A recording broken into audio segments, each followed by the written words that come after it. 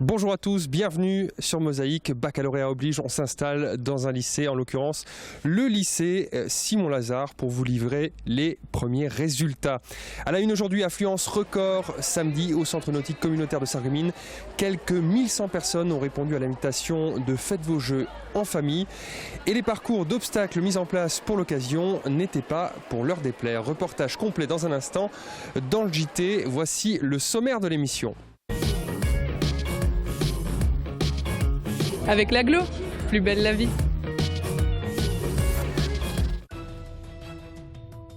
Au sommaire aujourd'hui sur Mosaïque, un contrat de ville en faveur de certains quartiers de Sarreguemines. La municipalité alloue une aide particulière. C'était la fête au centre nautique communautaire, retour sur l'événement phare de la fin de semaine passée. On connaît le contenu de la prochaine saison culturelle, la programmation vient d'être dévoilée. Direction les bords de l'Albe où l'association Créanu organisait sa balade alternative. On terminera le journal en musique avec Boris Clément et son nouvel album. Pour la petite histoire, nous découvrirons la chapelle Saint-Vendelin de Salzbronn. Dans Tendance, on franchit le parcours d'Agility avec son meilleur compagnon à quatre pattes. On finira l'émission en cuisine où Barlène Chokalingum prépare un plat exotique.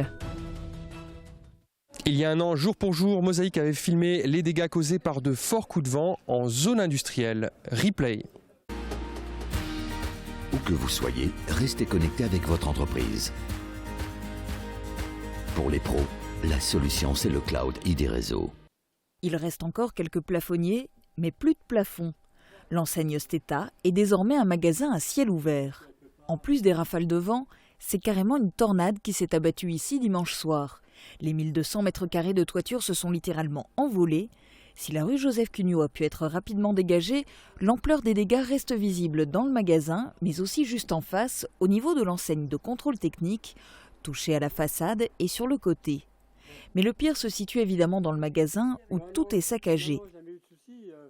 L'hôtel à insectes qui se trouve derrière moi n'avait pas bougé. Par contre, l'enseigne de contrôle technique était restée fermée 2 mois et demi avant de reprendre son activité. Le magasin de luminaires n'a jamais rouvert ses portes. Le bâtiment a été remis en état et divisé en plusieurs cellules commerciales qui sont en attente de locataires. On passe à la page météo. 17% des accidents du quotidien ont pour origine le sport. Assurance accident de la vie, la sécurité par tous les temps. Bonjour tout le monde, pour demain, ça se rafraîchit. La journée est partagée entre le soleil et les nuages, mais le temps reste sec. Les températures oscillent entre 12 et 15 degrés au réveil et remontent vers 22 à 24 degrés seulement au meilleur de la journée. Des maximales qui se situent légèrement sous les normales saisonnières pour la première fois depuis le 24 juin. Demain mercredi 8 juillet, nous fêtons les Thibauts. Le soleil nous accompagnera de 5h35 à 21h31. Je vous souhaite à tous une très bonne journée et vous retrouve dès demain.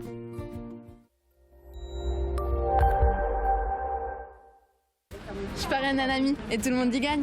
Mon filleul, ma banque et moi. Au Crédit Mutuel, un client satisfait rayonne. Fait divers dramatique en page régionale du Républicain Lorrain. Un coup de feu accidentel a coûté la vie à un adolescent de 14 ans. C'était dimanche soir à Enzel dans les Vosges. À lire dans l'édition de Forbach. Haro sur les city-stades. Quand vient l'été, les riverains se plaignent des nuisances sonores. Exemple dans le bassin houillé. En page locale, le journal fait un détour par Sourtes et son musée du sabot. Sourtes, la première commune du jeu concours voté pour votre commune préférée en Moselle-Est. L'info encore dans le JT de Mosaïque.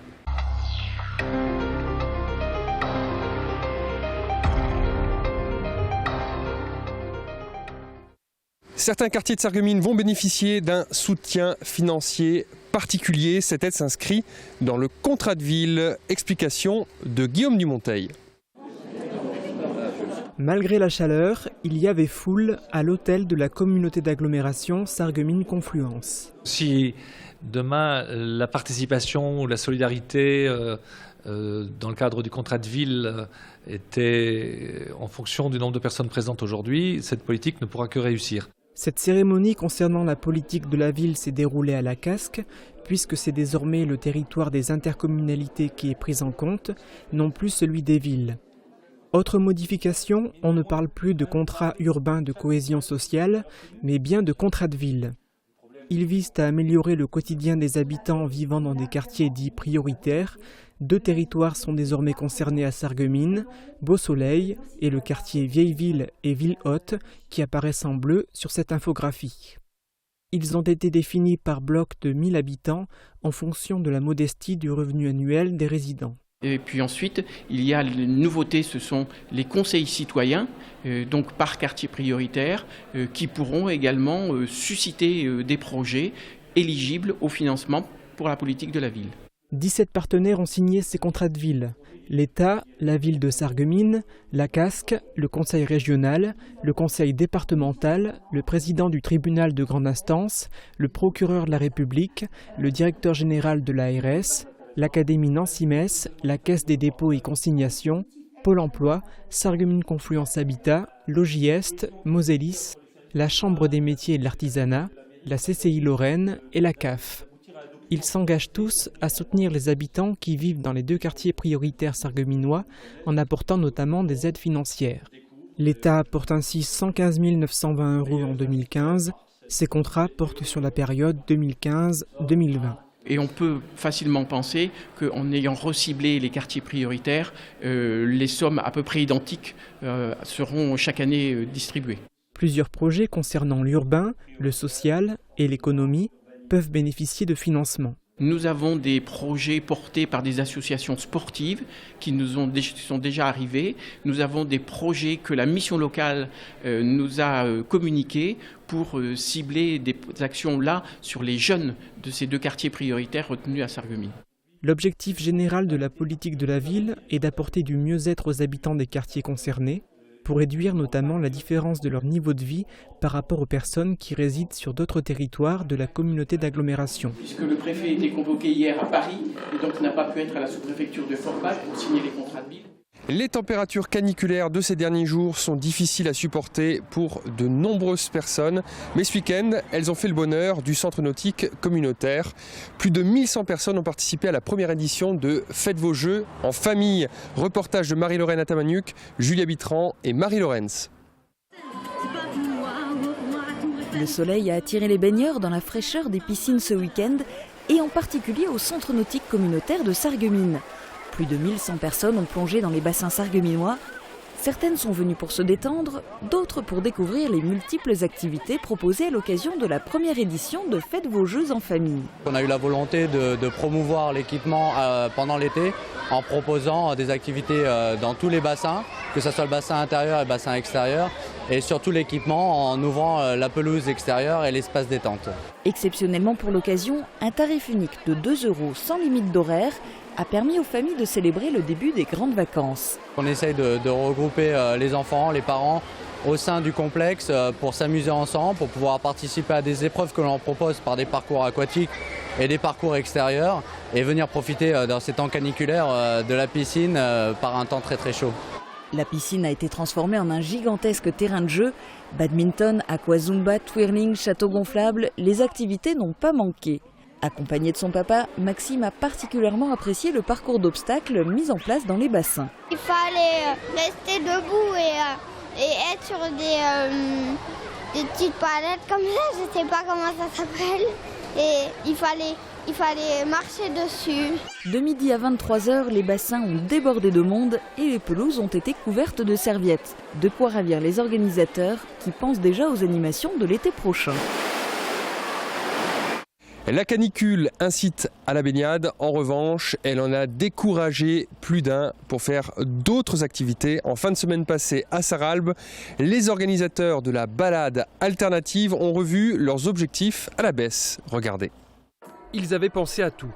Des parapluies en cas d'averse et une machine à remonter dans le temps grâce à la compagnie Macadam Théâtre au cas où ils se seraient trompés de saison. Mais il n'y avait rien à faire. La canicule s'est invitée à la 7e édition de la balade alternative de l'association Créanu. On n'a pas eu beaucoup de chance, on a eu souvent de la pluie. Donc cette année, c'est la canicule. On attendait une trentaine d'exposants, mais visiblement certains ont été empêchés ou arrêtés par les températures. Donc je pense qu'on en a une quinzaine, une vingtaine peut-être. 20 exposants, de quoi animer tout de même la rue du Moulin, la plus ancienne rue de la ville, et ce, dès 15h le samedi. Contrairement aux éditions précédentes, quand Créanu misait sur une animation dominicale, les activités se déroulaient également en soirée. Un concert de musique celtique a même été programmé à 19h. On a jusqu'à 23h ou 22h pour conclure, et puis on va essayer de faire de sorte à ce que ça fonctionne, et puis le nécessaire, quoi. Être présent de toute manière, voilà. Avec une telle chaleur, l'activité la plus propice pour se rafraîchir était sans doute la balade sur l'Albe. Une barque mise à disposition par l'intercommunalité permettait de rendre visite aux occupants des bords de la rivière. La chaleur n'a évidemment pas tout empêché. Pour preuve, ils étaient plusieurs à participer à la demi-journée autour du jeu organisée par la médiathèque de Sarreguemines et les bénévoles de la bibliothèque de Groß-Biederstroff. Les personnes présentes ont rivalisé d'adresse et de stratégie. Cet événement était organisé dans le cadre de l'édition 2015 d'Un seul livre. La prochaine saison culturelle de Sarreguemines réserve de belles surprises, concerts, pièces de théâtre, spectacles d'humour. Des artistes de tous les univers se partageront la scène de l'hôtel de ville et du casino à partir du mois d'octobre. La programmation a été dévoilée lors d'une conférence de presse. Reportage de Marie Lorenz et Julia Bitran. Du service comme de Raphaël, Ibrahim Malouf, Oxmo Puccino, Michel Bernier et Frédéric Diffenthal, Sophia Aram, voici quelques noms des artistes qui se succéderont sur la scène de l'hôtel de ville et au casino de Sarreguemines. De l'humour à la musique, du théâtre à l'opéra, la saison sera riche en diversité pour tenter d'attirer le plus grand nombre de spectateurs. On n'évite jamais les puristes qui vont nous dire qu'il n'y a pas assez d'opéra. Il n'y a pas de danse contemporaine, il n'y a pas de danse classique, vous laissez la part trop belle à des humoristes dont on ne partage pas. Mais ça, c'est le risque qu'on court à chaque fois qu'on travaille dans ce domaine-là. Des nouveautés du côté des artistes, mais également du côté de la salle. Lors des concerts d'Ibrahim Malouf et d'Isia, le public pourra apprécier le spectacle debout. Ça fait plusieurs années où on enchaîne, on essaie d'avoir des spectacles en salle debout, et ce sera le cas donc pour ces deux spectacles. Et donc on est très contents parce que c'est une configuration intéressante. La saison culturelle promet du beau spectacle au public sarregueminois qui pourra profiter des événements dès le mois d'octobre. Les abonnements seront mis en vente à compter du 8 septembre dans le hall de l'hôtel de ville. Le dernier spectacle de la saison 2014-2015 aura lieu jeudi, exceptionnellement au lycée Henri Nominé de Sarreguemines. Il s'agit d'Examen, une création de Michel Didim avec le Centre dramatique national de Nancy-Lorraine. Quant à nous, nous restons pour l'instant au lycée professionnel Simon Lazare où les résultats du bac vont être affichés dans quelques instants. Par vous, Brigitte Manger? Oui, tout à fait. Alors vous pouvez déjà en parler ou pas? Oh oui, on peut déjà dire que nous sortons de Simon Lazare les grands chefs de demain, les grands cuisiniers de demain. Donc vous êtes fiers des résultats? Tout à fait, tout à fait. Très fiers de ce premier tour déjà. Mais on va attendre, suspense. D'accord. Vous pouvez nous parler un peu en détail des chiffres, des taux de réussite? Des taux de réussite qui sont dans une très très bonne moyenne départementale et académique, surtout pour un premier tour, et on peut envisager un très très beau succès après les épreuves du deuxième tour. J'ai une mention. C'est sûr. Un bisou. On lui fait des bisous. Me dis pas Noël. Sérieux?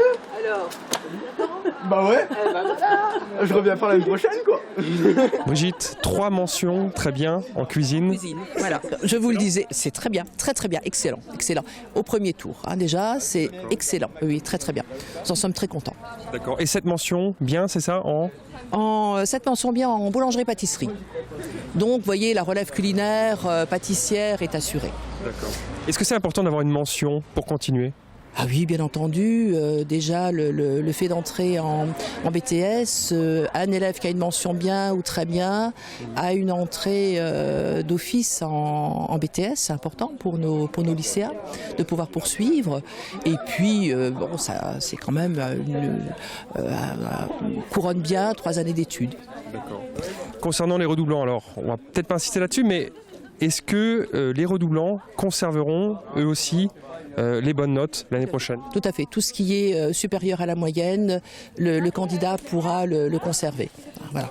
Donc, bon. Alors, à souligner aussi, en tout cas sur l'année 2014 et puis les années précédentes, mais sur 2015 ce sera pareil, l'indicateur national pour notre établissement soulignait notre capacité à garder nos lycéens jusqu'à l'obtention du baccalauréat. Ce n'est pas évident pour tous les établissements visiblement, mais nous avons vraiment un ajout par rapport à ce qui était attendu pour cette capacité-là à garder nos élèves et à les former jusqu'à ce qu'ils aient obtenu le baccalauréat. Donc intégrer les redoublants pour leur faire obtenir le baccalauréat l'année d'après. Merci beaucoup d'avoir répondu à ces quelques questions. Alors on termine ce journal en musique. C'est un chanteur local à l'accent du Sud que nous allons rencontrer. Boris Clément a déjà écumé les scènes locales, mais toujours en groupe. Il se lance dans une tournée en solo pour présenter son nouvel album 20 ans après. Que peut-on faire après 20 ans? Se dire si on avait le temps, à part qu'on l'a bien maintenant, à présent. Cette chanson pourrait très bien résumer l'album éponyme de Boris Clément, 20 ans après. 20 ans après sa première chanson, Si on avait le temps, prélude à de nombreuses expériences musicales qui l'ont vu parcourir les scènes locales ou plus lointaines. Jusqu'à présent, c'est toujours en groupe qu'il se produisait. Désormais, il se lance seul sur la scène, après avoir longuement travaillé un album compilant des chansons écrites en 20 ans de carrière musicale. Le voilà prêt, avec un peu de trac inhérent à une prestation seule face au public. Au fil des chansons s'égrènent les thèmes qui lui tiennent à cœur. Les thèmes privilégiés, c'est la vie, c'est l'amour, c'est la musique, c'est l'amitié, c'est la vie. Voilà, avec même peut-être un peu la maladie, parce que voilà, on connaît des gens qui sont tombés malades et même, voire plus, qui sont partis. Et je parle de choses comme ça en fait, voilà. Tout n'est pas triste, hein, mais il y a des chansons un peu tristes qui ont beaucoup d'émotions en fait. De l'émotion, Boris Clément risque d'en vivre encore, notamment au cours de la tournée en solo qu'il débute. De nombreuses dates dans les environs de Sarreguemines sont à prévoir. La première, ce mercredi même, au Café de Paris. Quant à savoir si l'artiste sarregueminois à l'accent chantant prépare déjà son prochain disque, l'avenir nous le dira, avec l'espoir peut-être un jour d'avoir un album nommé 40 ans après. Pour voir Boris Clément, rendez-vous demain dès 18h au Café de Paris à Sarreguemines. Fin du JT, restez avec nous, on va en cuisine, il y a du curry d'espadon.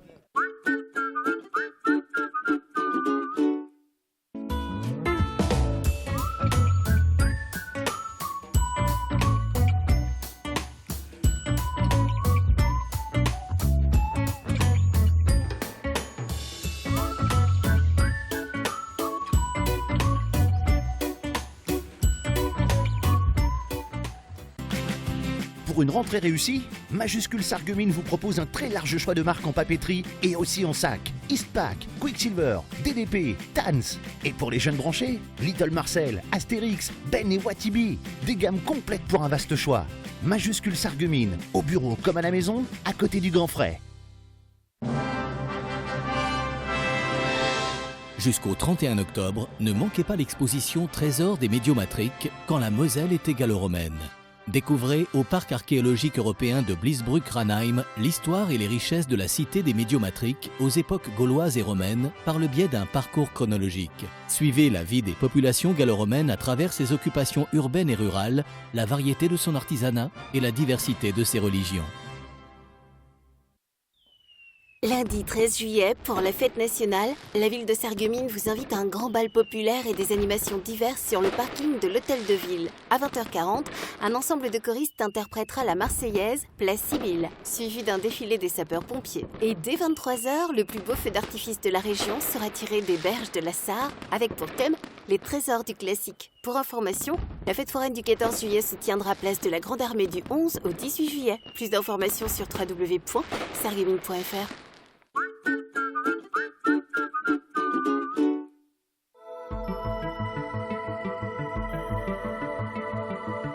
AVS. Notre métier, vous accompagner.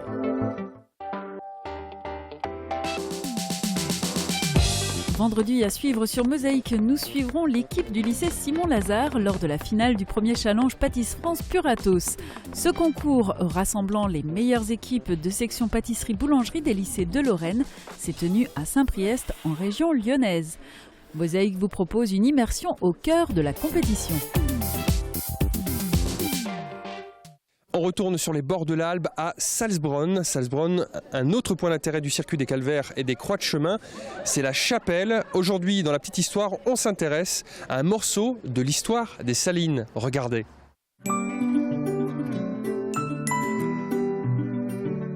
FBS, du bon temps par tous les temps.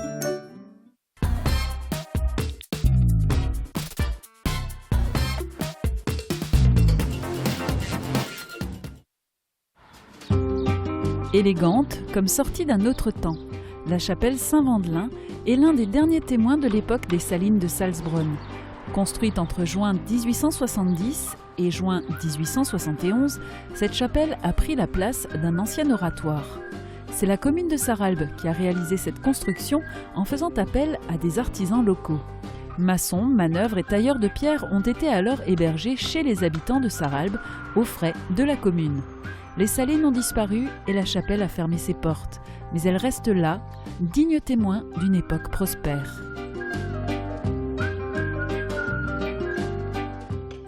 Sport collectif, pour continuer cette émission à bien regarder, il y a des similitudes entre le concours de saut d'obstacle hippique et l'épreuve canine d'agility, comme par exemple la recherche du sans faute et la volonté pour le maître et son fidèle compagnon de réaliser leur passage le plus rapidement possible. Guillaume Dumonteil nous en dit plus dans Tendance. Avec Firch Menuiserie, votre maison devient tendance.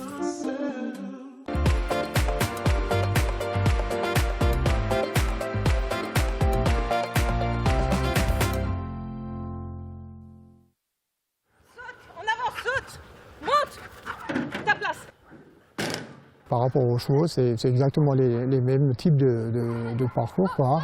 À part qu'après, on a compliqué la chose en mettant des agréazones. Le chien, forcément, il doit avoir une patte dans la zone rouge. Ce qui prime en priorité, c'est de faire un parcours sans faute. Une barre qui tombe, une zone qui n'est pas maîtrisée, et voilà. Donc ce sont des pénalités qu'on décompte à la fin.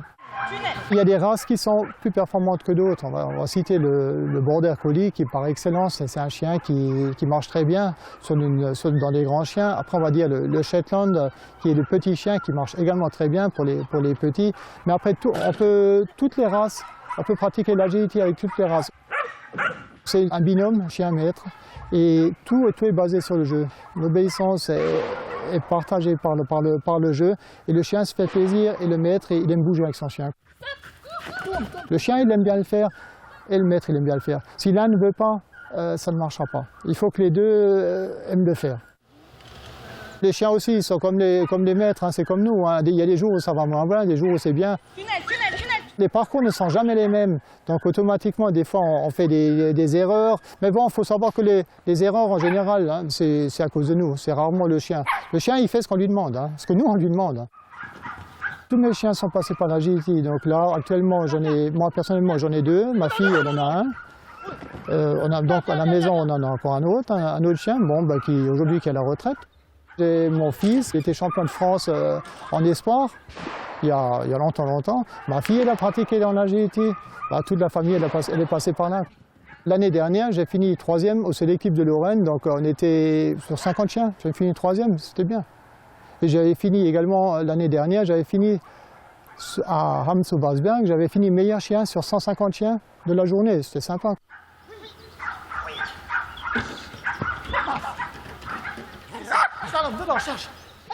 Pour finir ce programme, on file en cuisine avec Barlène Chocalingom.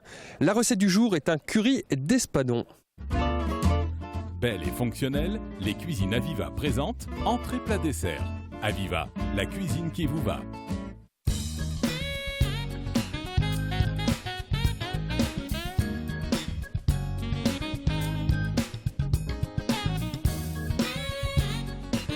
Bonjour, bienvenue au Pont du Panier. Le plat du jour aujourd'hui, c'est l'espadon, curry d'espadon sur un lit d'aubergine. Épluchez et découpez la Christophine en petits dés, coupez le brocoli en tranches d'un demi-centimètre et détaillez l'aubergine en rondelles. Faites blanchir le brocoli dans une eau bouillante quelques minutes, puis plongez-les dans de l'eau glacée pour arrêter la cuisson et réserver. Faites de même avec les dés de Christophine. Salez et poivrez les aubergines et faites-les griller dans un peu d'huile d'olive et réservez. Dans la même poêle, faites saisir les filets d'espadon avec la tige de citronnelle préalablement écrasée. Cela permettra d'en libérer les arômes. Lorsque le poisson est cuit, mettez-le de côté.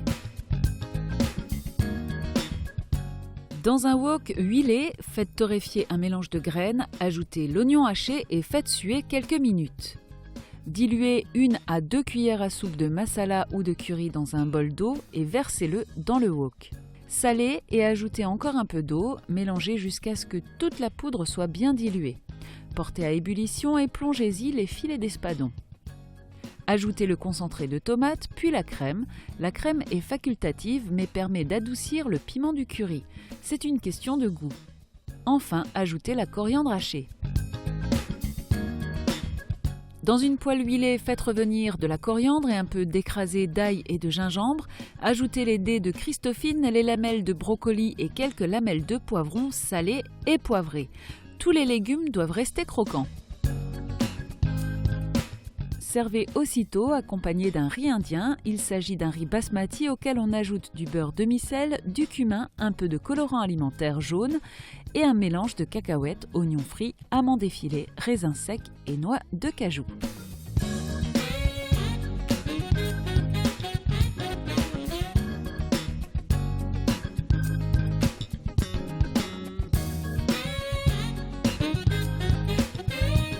Oui, on peut utiliser d'œufs de poisson, pas nécessairement espadon, toutes sortes de poissons, à chair ferme.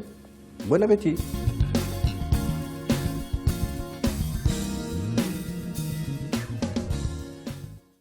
Fin de cette émission, merci de l'avoir suivi. Rendez-vous demain sur Mosaïque dès 12h pour un dossier sur le tourisme local. Bonne journée à tous.